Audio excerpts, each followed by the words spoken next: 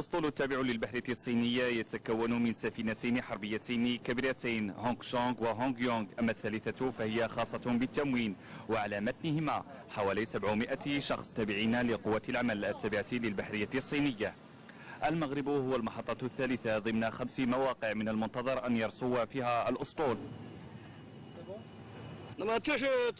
زيارة اليوم هي تثمين للعلاقات الدبلوماسية والسياسية والاقتصادية وكذا الثقافية التي تربطنا بالمغرب، والهدف منها أيضا هو تبادل التجارب مع نظرائنا المغاربة.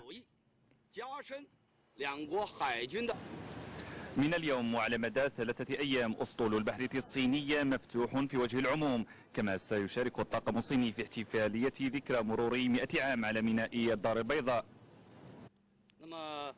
رسو أسطول البحرية الصينية بالعاصمة الاقتصادية فرصة لنا للتعاون والتعرف على ثقافة وتاريخ المغرب، وكذلك سنفتح أبوابنا للمغاربة لزيارة هذه البواخر. أعضاء البحرية الصينية نوهوا بالمستوى المتقدم الذي وصله المغرب، ومن تجلياته ميناء الدار البيضاء الذي عرف توسع كبير وصل إلى 850 هكتارا.